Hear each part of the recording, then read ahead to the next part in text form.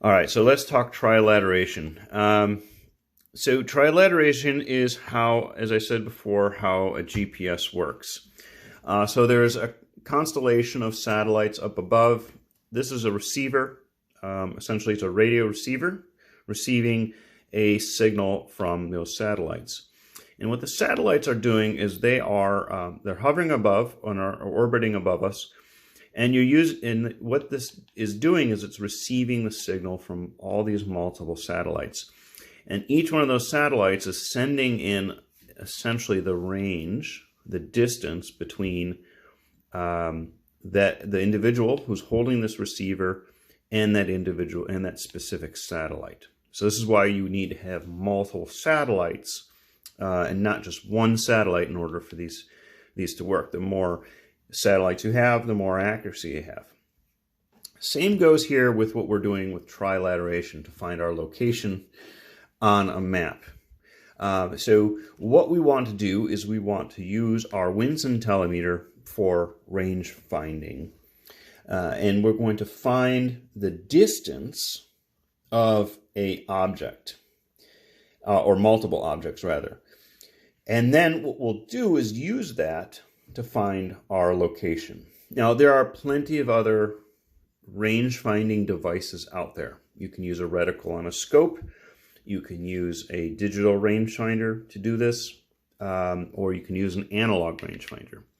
Now, out there on the market, there are some other analog rangefinders that are out there, and I don't want to knock any products, and I'm not promoted, or I'm not paid or of any way to promote WNDSN telemeters. However, I will say that those analog rangefinders are not very accurate. They are not calibrated to the same degree that a WNDSN telemeter is. So they can get you a good ballpark. They can get you a good kind of idea about distances, but so can your judgment if you're good with eyeballing ranges.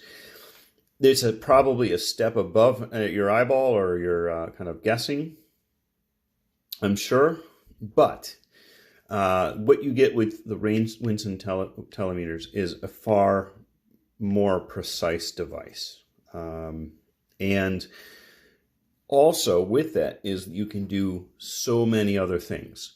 So sometimes people buy an analog rangefinder because they don't want to spend the money on a digital rangefinder. Sometimes an analog rangefinders can be oftentimes more accurate than digitals, and so on and so forth. So lots of reasons to do that. I have a post on our Patreon just about this whole subject. So if you're interested in analog rangefinding and the pros and cons of that in digital, check that out.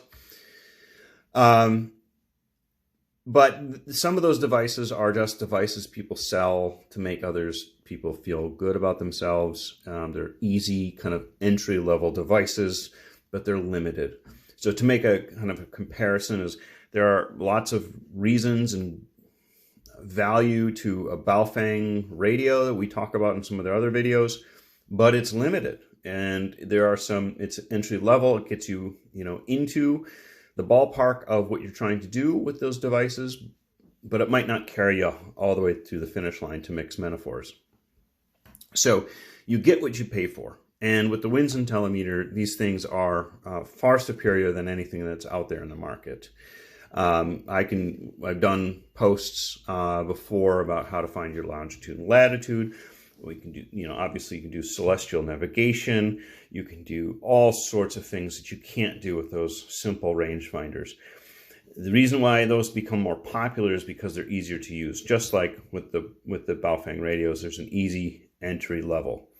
And so oftentimes people like to, purchase things that give them the feeling of capability, but not knowing kind of the pros and cons or the other products that are out there just because some influencer is pushing them, which is what I try not to be, a gear reviewer or an influencer. Try hard. So with all that said, let's get into trilateration. Apologize for the little ranting. I just figured that it's important for people to know kind of what the WNDSN telemeter is versus others. So another analogy or another way to think about trilateration is if you've ever seen the movie Taken 2. There is a scene in the movie where Liam Neeson plays Brian Mills, and he is the one taken, and he has to rely on his daughter to help find his location. They use hand grenades and turkey to do this, and it's really kind of goofy Hollywood. It's fun. And in the actual science or the actual math behind what they're actually doing is incorrect, but the theory or the idea is actually pretty similar or pretty spot on. And so I have a post also about how to actually do that with earshot of using the grenades to judge distance. I won't get into that.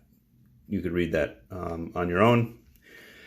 However, this is very, very similar. So if he didn't have line of sight, he was talking over the phone. That's why he used audio to judge range. However, if you did have line of sight of 2 distant objects, 3 different distant objects, you can do this. So you range find those objects. Let's say, I don't know, one distant location over here, one distant location over here.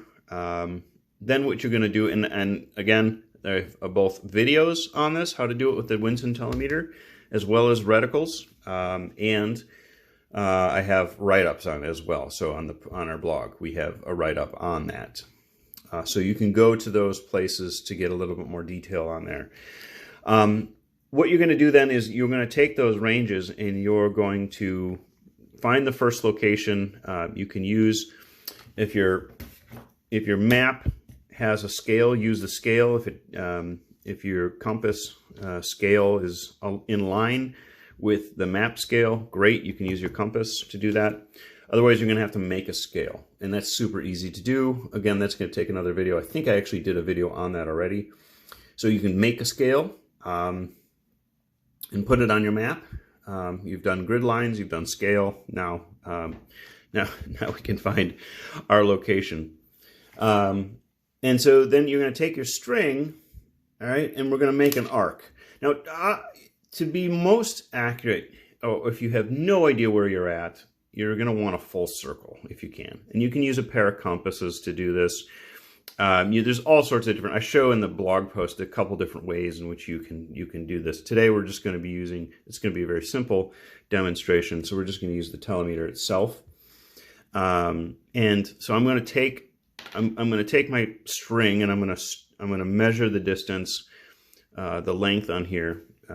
So just for demonstrative purposes and making things easier, I'm just going to say that this is the particular distance that we measured. And I'm going to make an arc.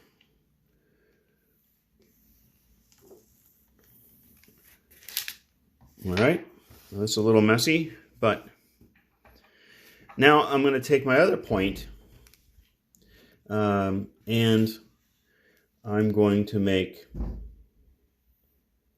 oops, shoot, sorry about that. I'm going to make another arc.